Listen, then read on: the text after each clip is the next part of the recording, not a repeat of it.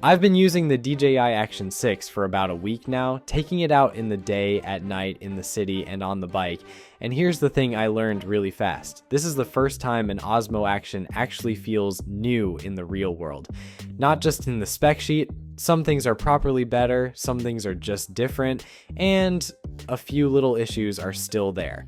So in this video, I want to walk you through the real world truth, not just the launch hype. This is not going to be a boring spec rundown. You already know it's a 1.1 inch sensor, variable aperture, 4K 120, all that. What I'm going to do instead is tell you what those specs actually change when you press record, how your footage looks, how it behaves in tough light, how it feels compared to Action 4 and 5 Pro, and whether it finally feels like a big enough jump to upgrade. Let's start with the line. I know a lot of you are thinking, if you didn't upgrade from Action 4 to Action 5 Pro because it didn't feel big enough, Action 6 finally gives you that major leap. And honestly, after a week, I agree with that.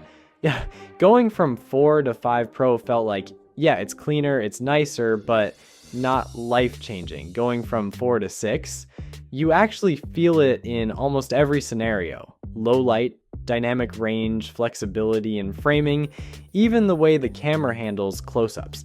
The biggest reason is the square 1.1 inch sensor. On paper, that just sounds like bigger sensor, more light. In real use, it changes your workflow. You don't need to decide, am I shooting vertical or horizontal before the shot? You shoot once, then later you decide if that clip becomes a 16.9 YouTube shot, a 9:16 reel, or a 4.3 cinematic crop. And it still looks like real 4K, not some soft overcropped footage. For creators, that is huge. It means you don't miss moments because you were in the wrong orientation. You ride, you run, you travel, you just hit record and worry about platforms later. After a week with this, going back to a normal sensor almost feels old. Now, about that variable aperture, f2.0 to f4.0, it sounds tiny, but it does more than you think. At f2.0, night scenes finally look like actual night scenes, not gray mush. Streetlights glow, but they don't blow out instantly. You can see detail in shadows, bricks, road texture, trees that the Action 4 and 5 Pro would either crush or smear with noise reduction. If you've ever looked at your night footage and thought, why does everything look soft and noisy? This is where the 6 quietly fixes that. At f4.0, daytime gets cleaner. You get better highlight control without slapping ND filters on for every sunny shot. And yeah, the starburst effect on point lights actually looks nice if you're into that style. City streets, cars, neon signs. It's not some fake filter, it's coming from the optics. And here's an important part. This isn't me pretending everything is perfect. Some users have already reported overheating, especially in the more demanding custom aspect ratio modes. I've seen those posts on social media. Personally, in my week of use, I didn't run into thermal shutdowns even when shooting longer clips in 4K. But I still think it's fair to mention that not everyone's experience is identical. Hopefully DJI does what they've done before, like with Osmo Nano, and pushes a firmware update to tighten things up. That's the realistic side of it. Where things really click is when you think about people who skipped Action 5 Pro. If you were on Action 4 and thought, not worth it, this time it's different. The jump from 4 to 6 is not just, slightly sharper. It's better low light, more flexible framing, and more creative control with aperture, more control over close-ups and macro, and a sensor that finally feels modern for multi-platform content. After a week, the main thought I kept having was, this is the first Osmo Action where DJI built it around how people actually publish footage in 2025, not just how they spec cameras on paper. You're no longer forced into choosing this is a YouTube clip or this is a TikTok clip. At the moment of shooting, you're just capturing clean, flexible, high bit depth footage and deciding the rest later. And that's why in this video, I'm gonna keep coming back to one question. Does this actually change how you shoot? Because if a feature doesn't change your shooting behavior, it's just nice marketing. With Action 6, quite a few of these new features actually do. And now we need to talk about low light performance properly, because this is where the Action 6 surprised me the most in the real world.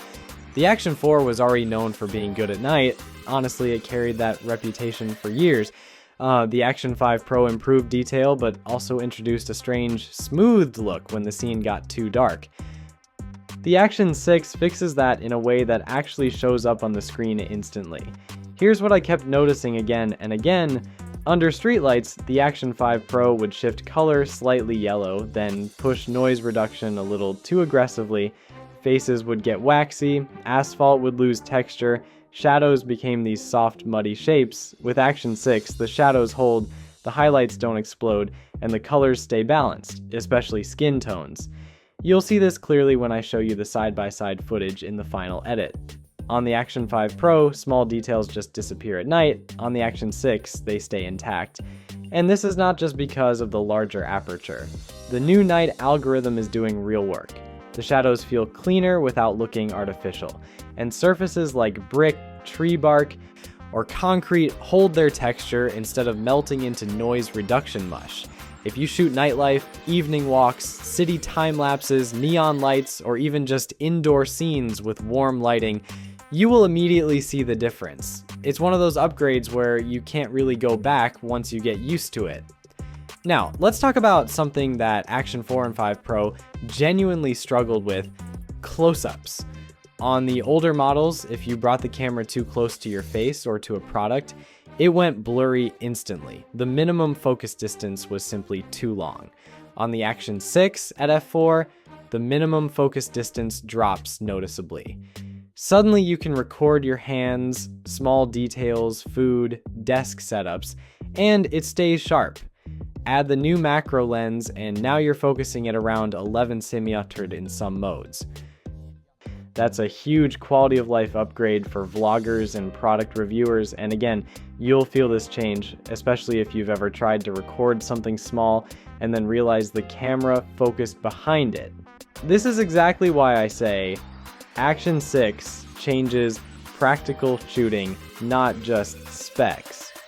Now let's move into daylight performance, because the difference here is more subtle but still meaningful. In harsh sunlight, especially midday sun, the Action 5 Pro often struggled with highlight roll-off. Bright skies would clip earlier, faces would get washed out, and reflective surfaces like cars or glass would blow out instantly.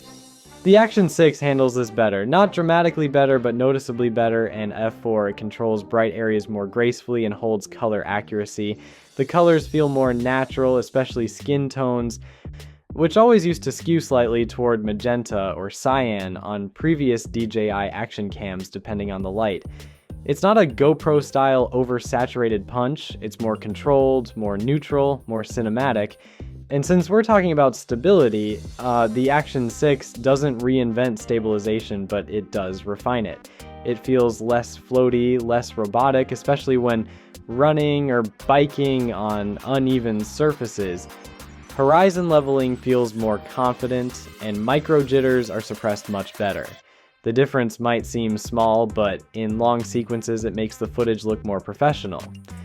Another thing I noticed during my week with it, the 2x lossless crop mode is actually usable. It's not digital zoom, you're literally using the extra sensor area. So for vlogging, you don't need to stretch your arm like you're trying to catch an airplane. For biking, you can tighten your framing without physically moving the camera. It's surprisingly clean and sharp. Okay, now let's talk about the battery, because this is the part I know many of you are curious about. The Action 6 battery is technically the same capacity as the 5 Pro, but it behaves better. It drains slower in demanding modes, and in colder temperatures it performs more consistently. It's not a massive leap, but it's a noticeable refinement. And the fast charging, still insane, 0 to 80% in around 22 minutes. That alone makes a big difference during travel shoots. And yes, at the moment, there are scattered reports online of overheating in some custom aspect ratio modes. I didn't face it personally during my week of testing, but it's real for some users. If DJI handled the Osmo Nano issue with a firmware fix, I'm pretty confident they'll correct this too.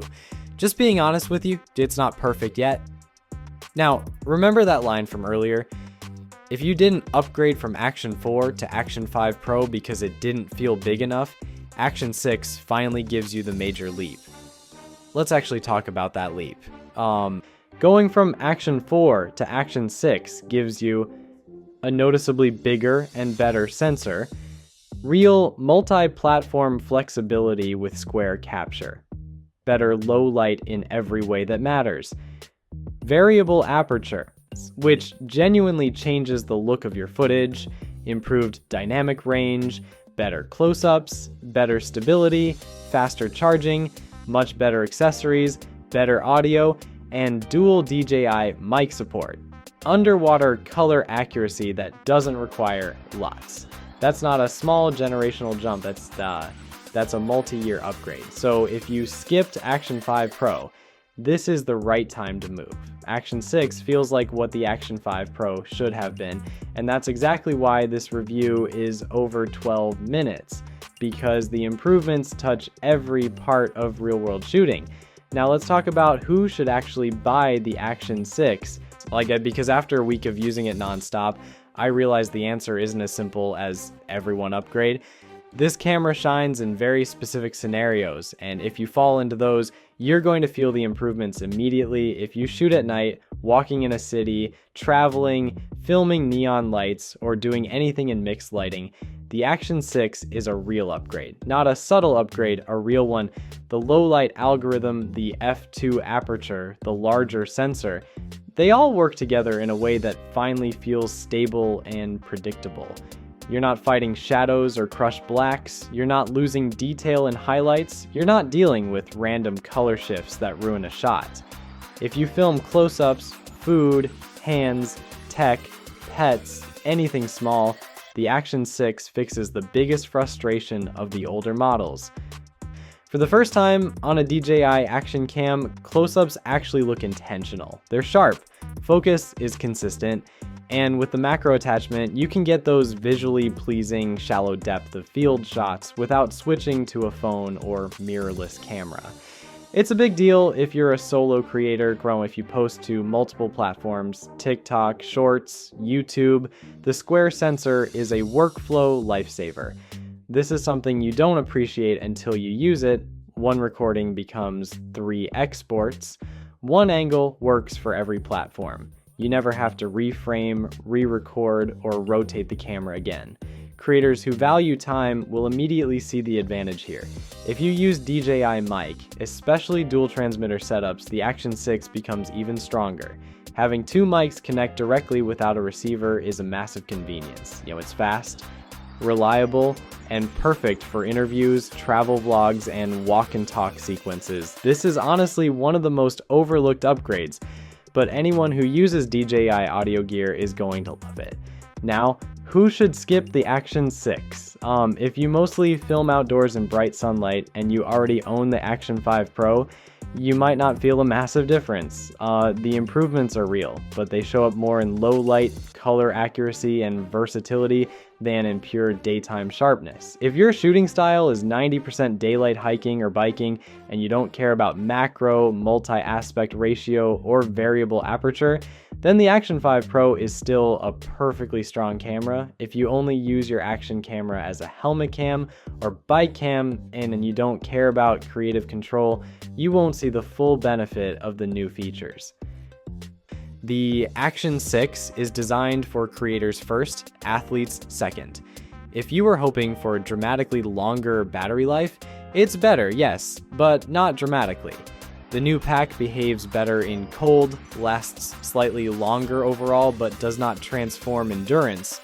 It's an efficiency improvement, not a revolution. But here's the interesting part. If you're coming from Action 4, the Action 6 is a leap, a genuine satisfying upgrade, and honestly, that's rare in the action camera world.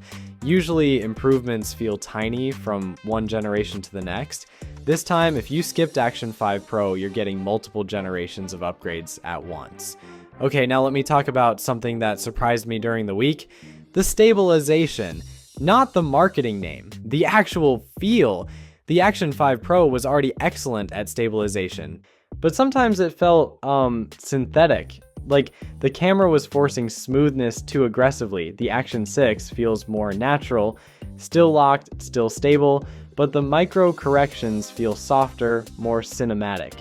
On bike rides, it removes just enough vibration without flattening the entire scene. When running, the bobbing looks controlled instead of erased. You're not getting that floating GoPro style warp. It feels more grounded. And the horizon leveling, it's cleaner now. Even at sharp tilts, it returns to level more confidently than before. Not a huge leap, but you can feel the refinement. Now let's talk about underwater performance, because this is something the Action 4 and Action 5 Pro didn't do well without color correction. Both tended to shift toward green, then overcorrect toward blue, depending on depth. Skin tones underwater were never accurate. The Action 6 fixes that with the new color temperature sensor. Underwater shots look far more natural out of camera. It's still not perfect. Extreme depth will always need some grading, but for casual snorkeling or pool shots, it's honestly impressive. Let's also talk briefly about heat, because I want to be transparent. I did not encounter any overheating during my tests, even shooting long sequences in 4K 60, but I have seen credible reports online of overheating with custom aspect ratio modes, especially when using 4K free crop for extended durations. It's not widespread, and again, I didn't face it, but it's real enough that it's worth mentioning. And based on how DJI fixed multiple overheating complaints on Osmo Pocket and Osmo Nano with firmware, I'm fairly confident they're already working on a fix. The pre-record feature? Brilliant. It has saved me multiple times already. If anything interesting happens while you're rolling, you already have the previous 5 minutes captured. That feature alone makes the Action 6 a powerful travel camera. And now, let's hit the verdict 1 week later. Action 6 doesn't feel like a spec flex, it feels like a tool that's trying to remove friction from your real workflow. You don't have to refilm vertical or horizontal content. You don't have to fight low light anymore. You don't have to worry about underwater colors or close-up softness. You don't have to think about stability or audio setups. It all just works. It's not perfect. The overheating reports exist, and the battery life isn't dramatically different, but the experience of shooting with it feels more mature, more predictable, and more creator-friendly. If you're a travel creator, a solo vlogger, a multi-platform uploader, a night shooter, or someone who needs a reliable everyday action camera, Action 6 is the strongest DJI has ever built. If you're still using an Action 4, upgrade. If you skipped Action 5 because it felt minor, this is your moment. If you already have the 5 Pro, it depends on your shooting style. A heavy night shooter? Yes. Daylight only? Maybe not. If you're buying your first action cam, this is the safest and smartest choice right now. And just like the Neo 2, Action 6 gives the same message. DJI is finally moving toward creator-centered tools, not just spec upgrades. If you want to see my full comparison videos, low-light tests, and 360 breakdowns, consider subscribing so you don't miss the next uploads. I will see you in the next one. Case closed. For now,